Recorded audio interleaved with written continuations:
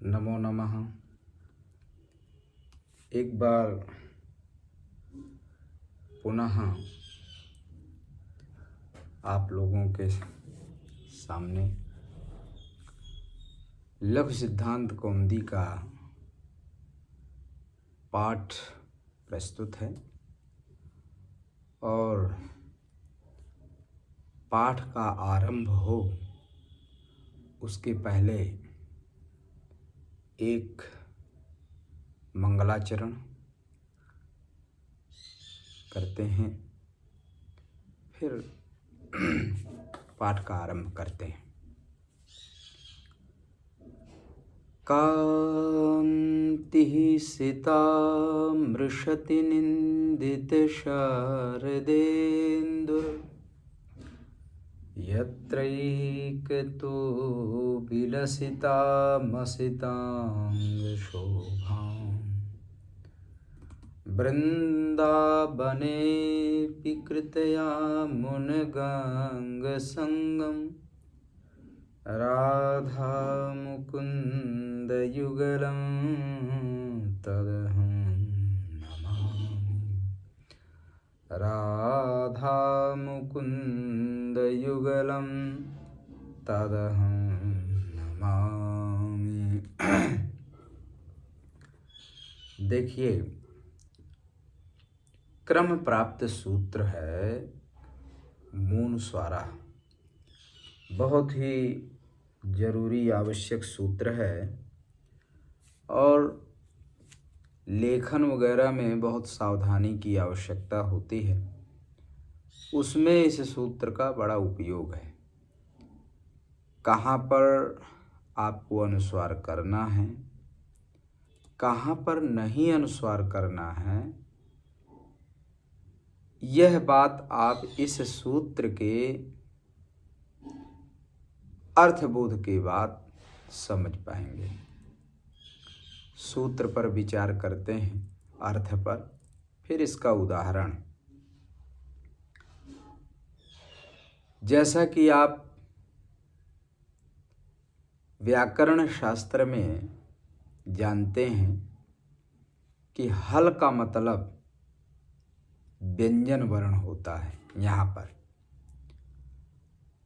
और अच का मतलब स्वर वर्ण है, और अल का मतलब वर्ण मात्र है। 3 प्रत्याहार हैं और ये 3 प्रत्याहार, पहला अच जो स्वर को कहता है, अर्थात स्वर में जो वर्ण आते हैं लोक व्यवहार में, वही यहाँ अच का मतलब है। हल का मतलब है पूरे व्यंजन वर्ण जो लोक में प्रसिद्ध हैं वर्णमाला इत्यादि में, वे हल का मतलब यहाँ है।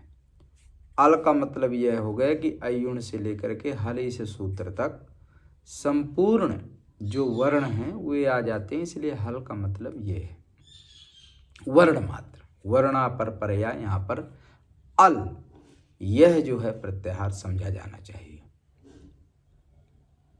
समझने की बात यह है कि यह सूत्र हल के परे रहते ही मांत पद को अनुस्वार करता है। सूत्रानुपूर्वी है मूनस्वारः। मूनस्वारः में अगर सूत्र के स्वरूप को समझें तो मह यह षष्ठ्यंत पद है, अनुस्वारः यह विधेय है, अनुस्वार आपको करना है, और हल परे रहते, हल यहाँ पर निमित्त की कोटि में है, जो हल सर्वेषाम से आता है। लेकिन वृत्ति में लिखते हैं कि मान्तस्य पदस्य अनुस्वारः स्यात् हलि हरिम बंदे। उदाहरण है, लघु सिद्धांत कौमुदी के आधार पर ही चर्चा चल रही है। पदस्य यह एक अधिकार सूत्र है जो 8वें अध्याय का है, प्रथम पाद 16वां सूत्र, 8:1:16 का है पदस्य, और इसका अधिकार अपदांतस्य मूर्धन्यः यह सूत्र है। उस सूत्र के पहले तक जाता है। तेन, यह जो सूत्र हुआ मोनुस्वार आपका, यहाँ पर भी उसका अधिकार हुआ, तो पदस्य यहाँ आएगा। पदस्य आता है और विशेष्य होता है और मह उसका विशेषण होता है। सूत्र आप जैसा जानते हैं, एन विधिस् तदन्तस्य है, परिभाषा सूत्र है। उस सूत्र के द्वारा जो भी व्याकरण शास्त्र में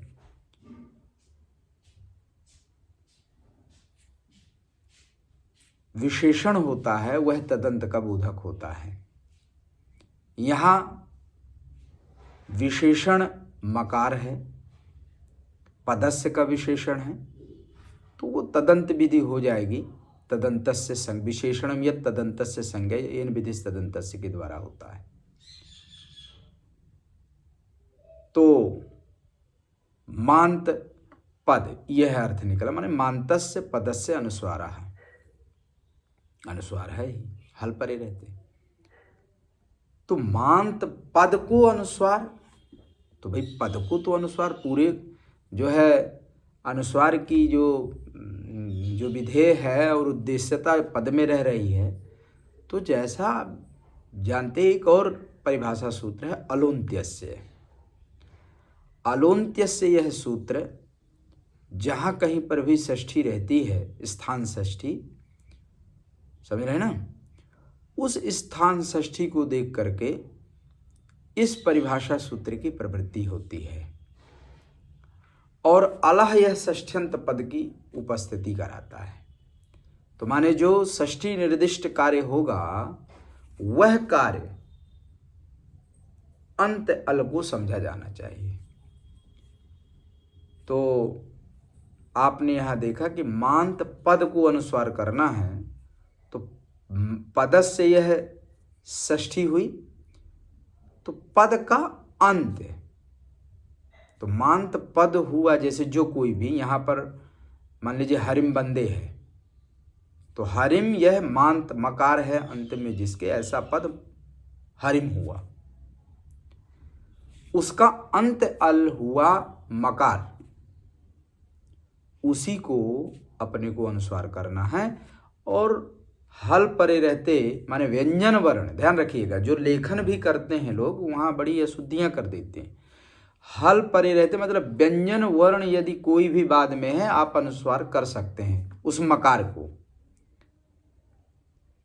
स्वर वर्ण यदि बाद में है तो अज्झीनम परेण संयोज्यम, ध्यान रखिएगा, वह मकार बाद का जो अनुस्वार अच वर्ण है, स्वर वर्ण है, उसके साथ सम्मेलन होता है, वहाँ अनुस्वार आप नहीं करेंगे। ये हरदम स्मरण रखिएगा। जो प्रारंभिक छात्र हैं या व्याकरणेतर जो छात्र हैं या जो कोई भी और लेखन भी करते हैं,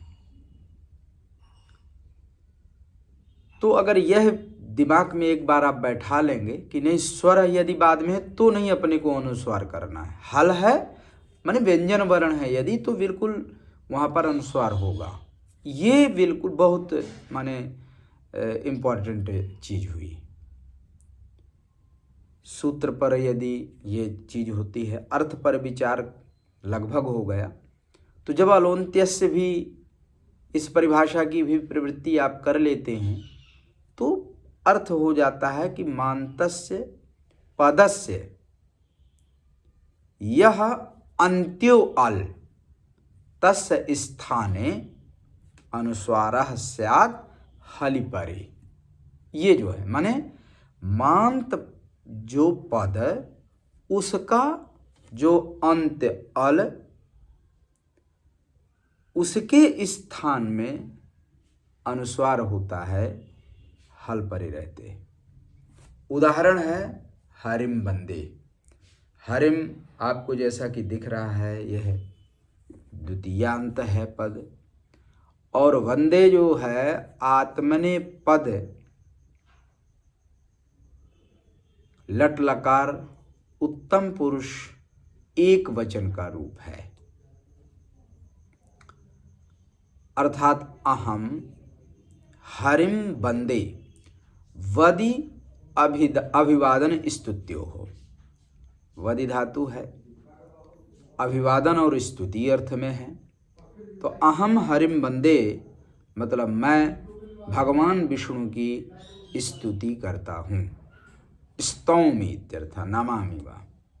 समझे? तो घटाते हैं, सूत्र का अर्थ है हरिम, यह क्या हुआ? मांत हुआ। और चूंकि जैसा कि मैंने कहा द्वितीयांत है तो पद भी है, तो द्वितीयांत पद हरिम हुआ। उस पद का जो अंत्य अल, ये अलोन्त्यस्य के द्वारा आप प्राप्त किए, तो पद हरिम, उसका अंत अल मतलब वर्ण मकार, उससे अव्यवहितोत्तरत्व संबंधे न हल प्रत्याहारांतर्गत कोई वर्ण पर में होना चाहिए। वंदे, इसका जो आदि वकार है वह हल पर ही रहते मिल गया।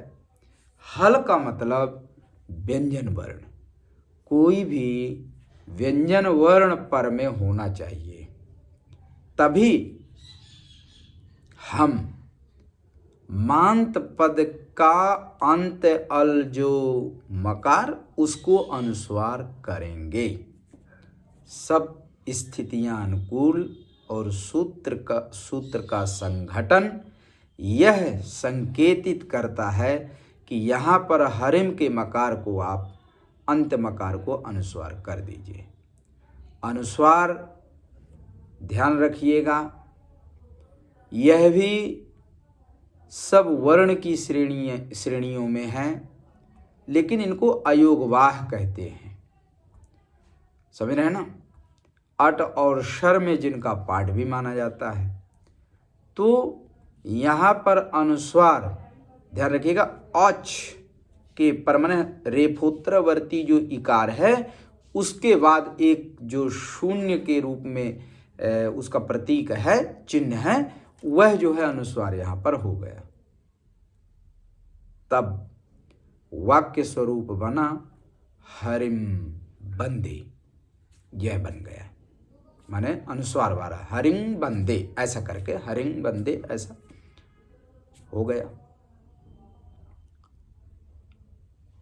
अब चूंकि अनुस्वार का प्रकरण चल रहा है तो हम नहीं चाहते हैं कि एक ही सूत्र हो, दूसरा सूत्र भी है एक। दोनों सूत्रों के विषय में ऐसे समझिए कि यह सूत्र पद के अंत मकार को अनुस्वार करता है।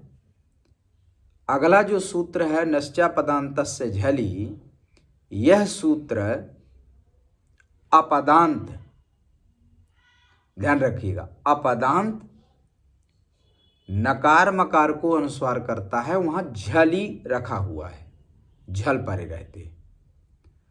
अब देखने की बात यह है कि सूत्र में तो नश्चा पदांतस्य झलि यही लिखा हुआ है, तो मकार कहां से आ गया? समझे? तो ध्यान रखें, नियम है सजातीयम दृष्ट्वा सजातीयो निवर्तते, या स्थानिनम दृष्ट्वा स्थाने निवर्तते। नश्चा पदांतस्य झलि इस सूत्र में नह यह उद्देश्यत्वेन स्थानित्वेन निर्दिष्ट पद हुआ। तो स्वाभाविक है कि जो अनुस्वार का विधान है, विधेयाकांक्षा में अनुस्वार आ जाता है मूलस्वारा से, तो विधेय की आकांक्षा की शांति अनुस्वार ऐसा कहने पर नह मिल जाता है, माने नकार को, अपदांत नकार को अनुस्वार कर देते हो आप। तो स्वाभाविक है कि जब स्थानीय मिल रहा है तो एक पुनः दूसरा स्थानीय जो मूल स्वारा का महा है वो नहीं आएगा, क्योंकि यहाँ नह पहले से बैठा हुआ है। तो भाई मकार को भी तो अपदांत मकार को भी अनुस्वार करना है। तब अतएव, अब समझिए, भगवान पाणिनि ने यहाँ पर चकार रखा है और चकार अनुक्त समुच्चायक होता है, उससे समुच्चित करेंगे, उसके द्वारा अनुकर्षण करेंगे। तो जो स्थानित्वेन मोनुस्वारा में स्थित मह है, उसका चकार के द्वारा, नश्चा पदांतस्य झली, इस सूत्र में बैठा हुआ जो चकार है, उस चकार के द्वारा उसका अनुकर्षण करते हैं। चेन अनुकृष्यते मकारः, समझ रहे? तब मह, यह षष्ठ्यंत पद जो स्थानी है, उसका हम अनुकर्षण करेंगे, चकार के द्वारा समुच्चय करेंगे। तो स्थानिता दो में रहेगी, मह भी स्थानी हुआ, नह भी स्थानी, माने मकार और नकार। इस मकार और नकार के साथ कंडीशन यह है कि ये अपदांत होने चाहिए। तो इसका मतलब यह हो गया कि जहाँ पर पदांत मकार है वहाँ तो अनुस्वार मोनुस्वारा से होगा, और जहाँ अपदांत मकार है वहाँ पर अनुस्वार नश्चा पदांतस्य झलि, इस सूत्र के द्वारा होगा। तो ठीक है, देख लेते हैं उदाहरण। नस्य मस्य चा पदांतस्य झलि अनुस्वारः, ये इसकी वृत्ति है, बहुत परेशानी की बात नहीं। नक अपदांत जो नकार मकार, उनको अनुस्वार करना है, समझ रहे हैं? यहाँ अल के रूप में अलवर्णत्वेन ये दोनों निर्दिष्ट हैं, इसलिए कोई समस्या नहीं, अनुस्वार कर देंगे। झल परे रहते, ये ध्यान रखिएगा। उदाहरण यहाँ के क्या हैं? तो उदाहरण यशांसी आकृंसते, दो उदाहरण हैं। यशांसी क्या है?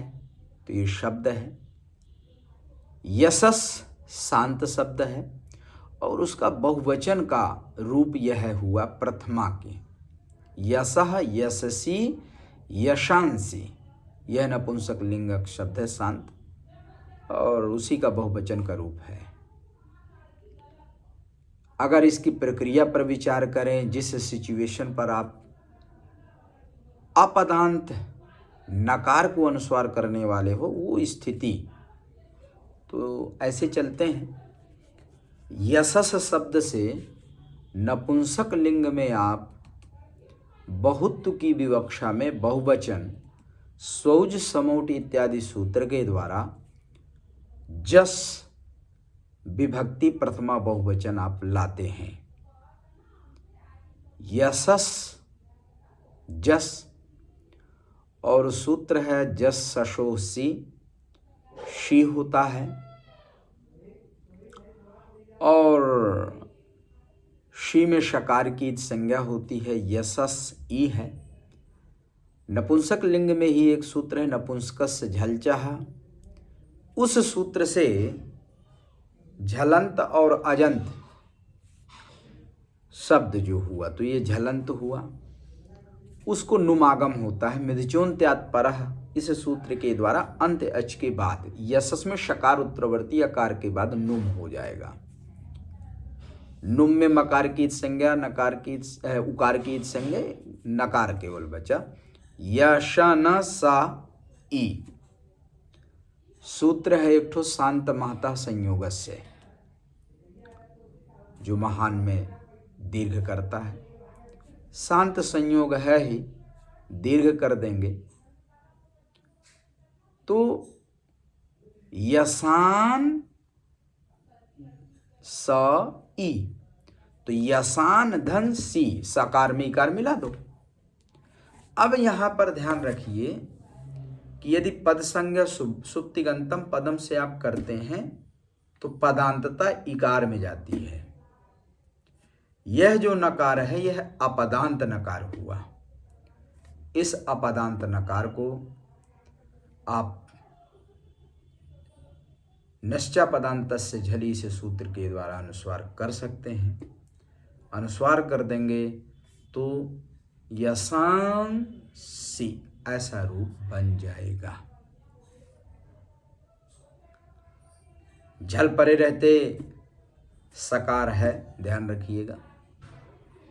झकार आदि लांत समुदाय में सससर में सकार आ जाता है, दंत सकार। उसके परे रहते अपदांत नकार यसान में जो नुम वाला नकार है वही हुआ, अनुस्वार कर देंगे, यशांसी ऐसा स्वरूप बन जाता है। दूसरा जो उदाहरण है वो मकार का है, वो आकृंस्यते है। आंग उपसर्ग पूर्वक क्रमोपाद विक्षेपे इस धातु से कर्तरी लिट लकार आप लाते हैं और आंग उद्गमने सूत्र है।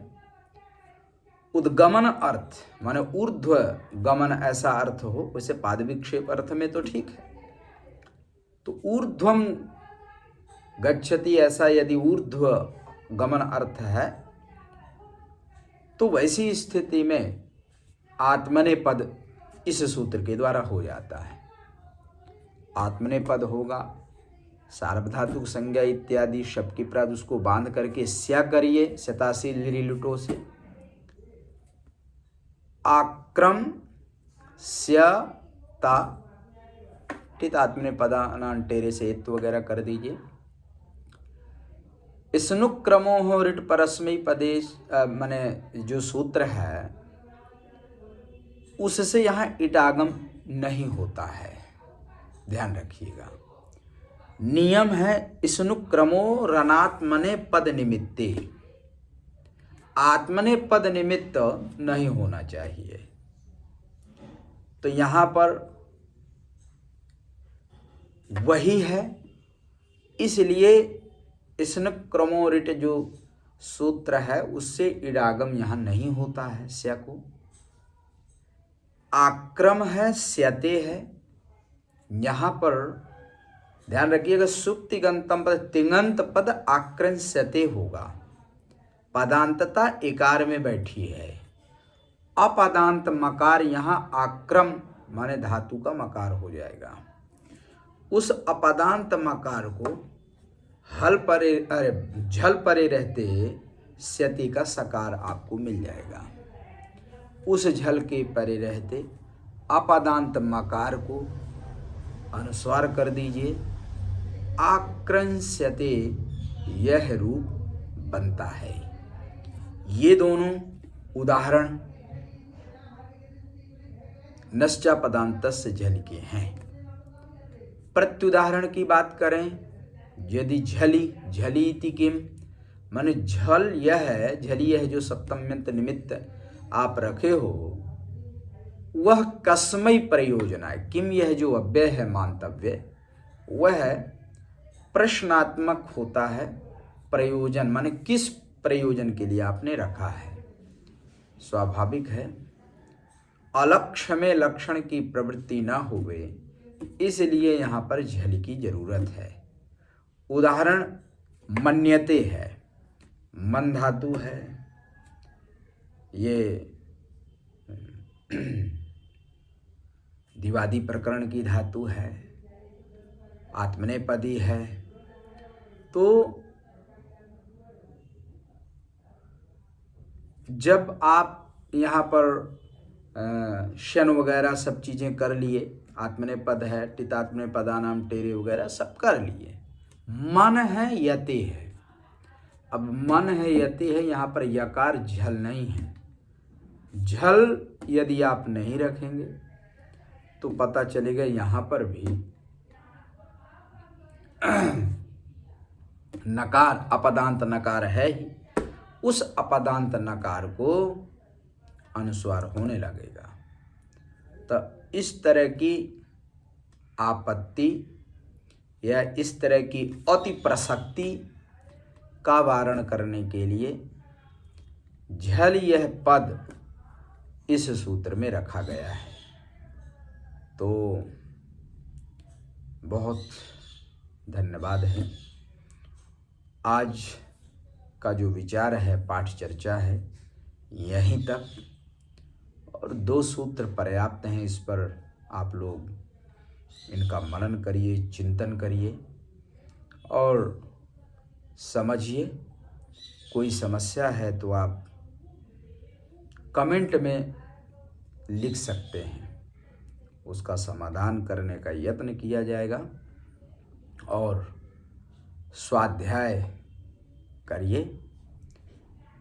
और आज चूँकि कल से ही छठ पर्व का प्रारंभ हो चुका है, आज यह पर्व बड़ी ही तपस्या का पर्व है। भगवान सूर्य प्रत्यक्ष देवता की उपासना है इसमें। और सभी लोग निरोगता के लिए और ऐश्वर्यादि धन समृद्धि के लिए इस व्रत का पालन करते हैं। तो सभी को अनेक मंगल कामनाओं को समर्पित करते हुए मैं अपनी वाणी को विराम देता हूँ। सर्वेभ्यो नमो नमः। सभी को नमस्कार।